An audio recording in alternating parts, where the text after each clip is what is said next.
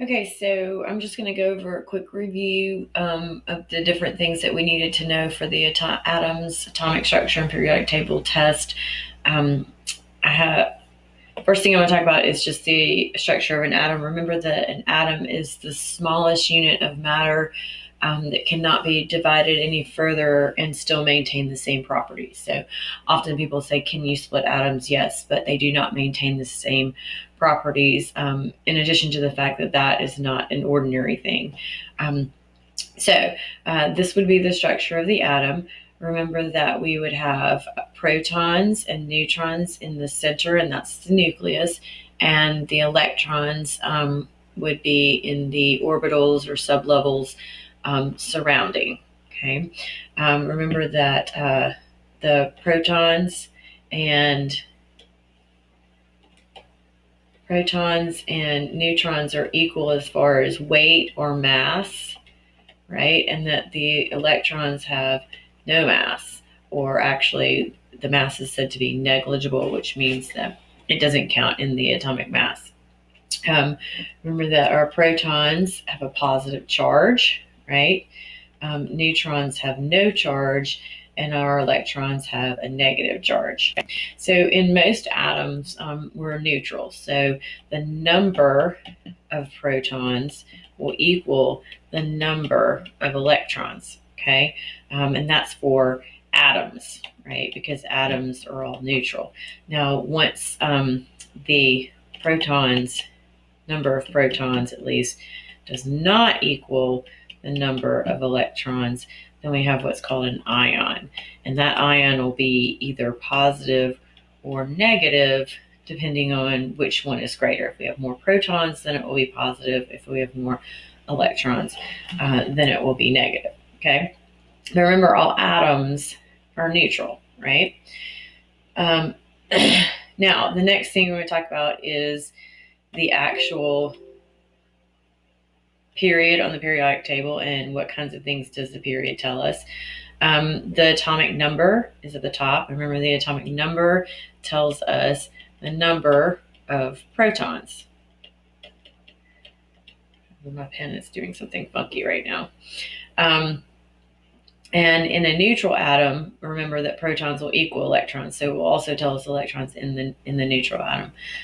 The chemical symbol and the element name will usually be there. Remember that the chemical symbols are based on the Latin names, so they're not necessarily going to be the same. For instance, iron's chemical symbol is Fe and not I. I is iodine.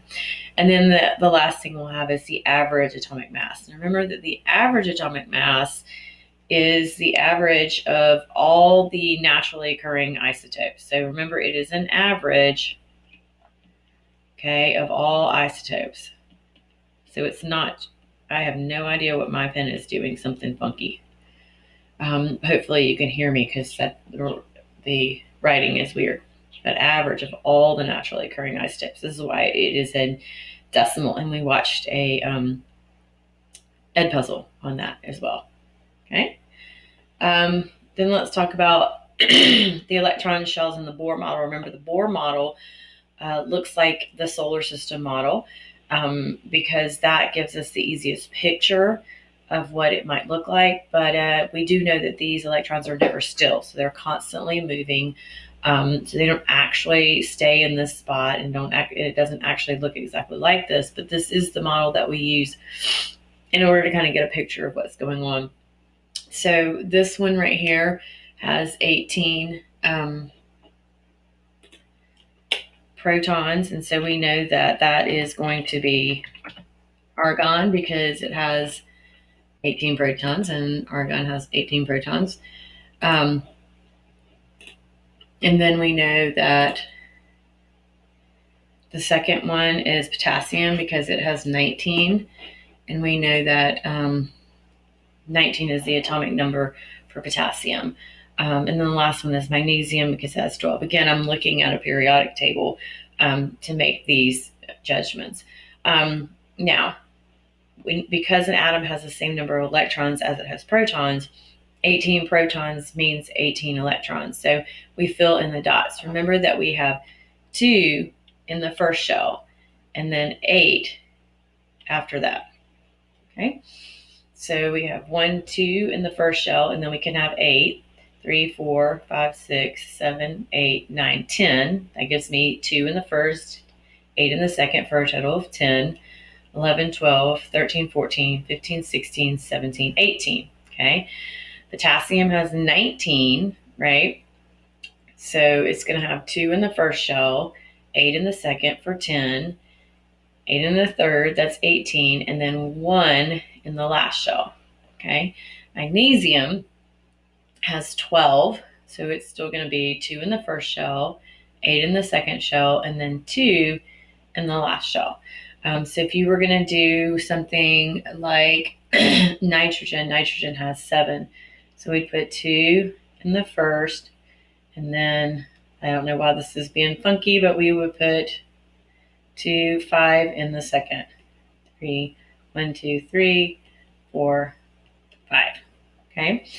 And then if we were going to do carbon has 6, so we would put 2 in the first shell, and then 1, 2, 3, 4 in the second shell. And then if we were to do lithium is 3, so we'd put 2 in the first shell, and then 1 in the last shell. Okay, so again, these are our Bohr models. Okay. All right. Now let's talk about isotope notation. Remember that isotopes are atoms that have the same number of protons but have a differing number of neutrons, and the notation is chemical symbol here, mass number. Now remember, it's not the average atomic mass. This is the actual mass of one element, okay, or one isotope, and the atomic number here. So remember that the mass number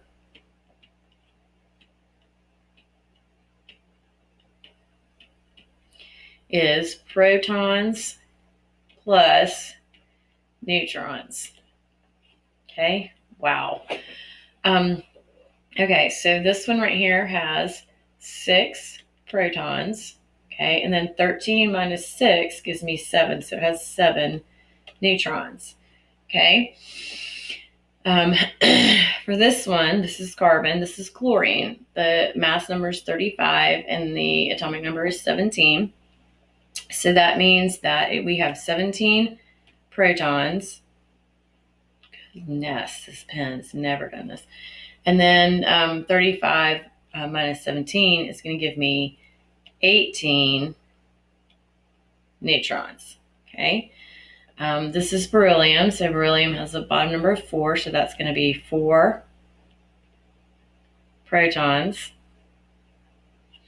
And 9 minus 4 is 5. So it's going to give me 5 neutrons. Okay.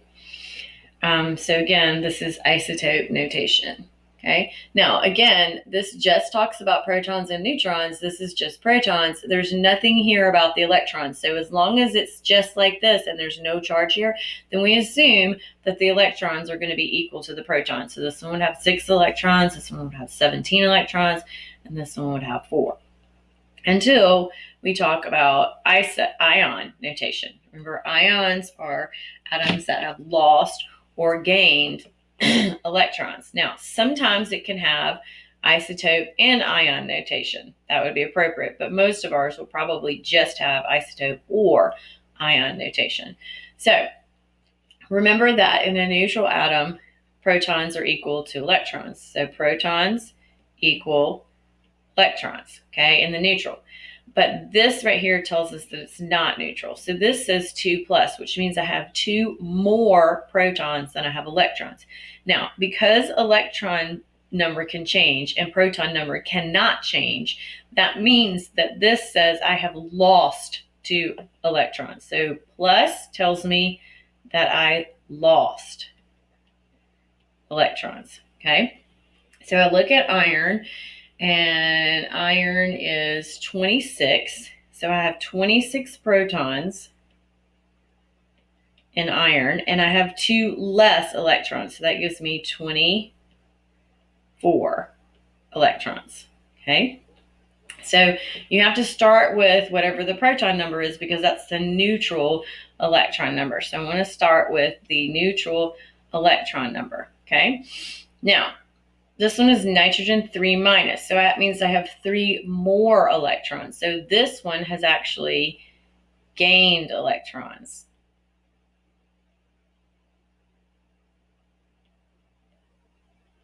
Okay, and I've gained 3. So I look at nitrogen. Nitrogen has 7 protons, okay, and then I have 3 more electrons. So that means I'm going to have 10 electrons. I'm trying to write real slowly so it won't do that drag. Now sulfur is 16. So sulfur has 16 protons. Okay, and this says I have 2 more electrons. So that gives me 18 electrons. Okay. This is, barium is 56. Okay, so I have 56 protons. And this says that I have 2 more protons than electrons. So that means I've lost 2 electrons. So that gives me 54 electrons. Okay. Now lithium. Lithium has just the plus. That means 1. That's the understood 1. So lithium is normally 3. So that gives me 3 protons. And I have 1 more proton, so that's going to give me 2 electrons. Okay. And beryllium, again, beryllium with 2 extra protons. So beryllium is normally 4. It's atomic number 4. That gives me 4 protons. And then that's going to also give me 2 electrons because I have lost 2 electrons. And this one's iodine. Again, this is the understood 1. Okay, so iodine is 53. So that means I have 53 protons. Okay, and then I have gained an electron here. So that's going to give me 54 electrons. Okay, so that's how you figure out the ions. So again, this is ions. So I apologize for the drag on the writing. But that's ion and ionization. And again, remember, you can have atomic mass and charge on the same one, but generally not. All right, the next thing we have to know is our periodic table groups. Remember, these are the alkali metals. These are the alkaline earth metals. This group is the transition metals here. Okay, now this one right here, this pink group that they are calling semi-metals, we actually call metalloids. And those are the ones that have properties of both metals and nonmetals. And that is the break across the periodic table from metals to nonmetals. Notice that most of our metals are on the left and most of our nonmetals are on the right. Okay. Again, these are the halogens here, noble gases here. And again, we have our lanthanoid and actinide series that go from here to here that are kind of a accordion-like, and we've just put them at the bottom so that the periodic table actually fits. And these are a series because they're a row. These are all families and groups because they're columns. Okay, so be sure to go back and study the different groups. Now, what do we know about the groups? We know that they all have a certain number of valence electrons. So everything in group 1 has 1. Everything in group 2 has 2. And then we skip these because they don't follow the rules. They actually have 1, 2, 3, or 4. So we don't have a rule for those. But everything underneath boron has 3. Everything underneath carbon has 4. Everything underneath nitrogen has 5. And that means when you're doing the Bohr model, that's the number of electrons in the last ring, because that's what valence electrons are. They're ones in the very last or the outermost ring. Oxygen group has 6. Halogens all have 7. And in this group, helium has 2, but all the rest of them have 8 all the way down. Now that's super important because we're going to find out when we start talking about bonding that The goal of every atom is to have a full outer shell, which for this first row is 2, and every other row after that is going to be 8.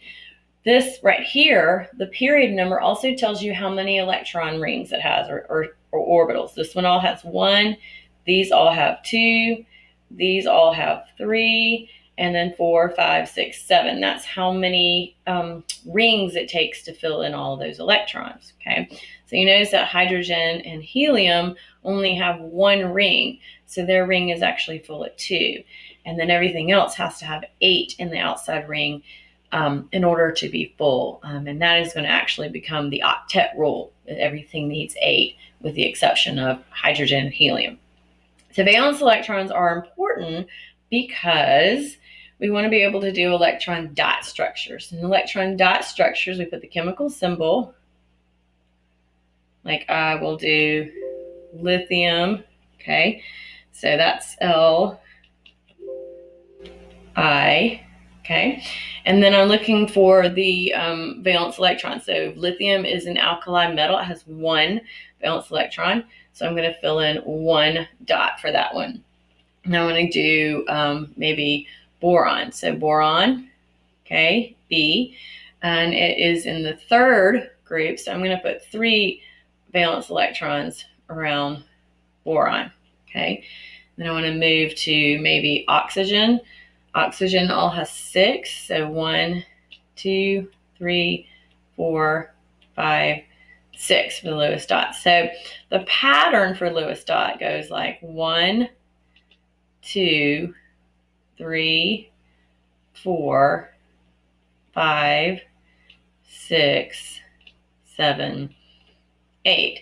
And the reason why is we try to make sure that we only group things together after we have at least 5. Now, is there an exception? Yes, there's one exception, and that is helium, because remember we talked about helium shell being full at 2, so you can group heliums together at 2, but everything else we cannot. For instance, magnesium has 2, but it still needs 6 more, so we would not group magnesiums together. We would actually put them separately because they're not considered an electron pair. Okay, so that is the electron dots. Okay, so that's not everything, but that's a good amount of the things that we need to know. So be sure to study and ask questions before your final test on Friday.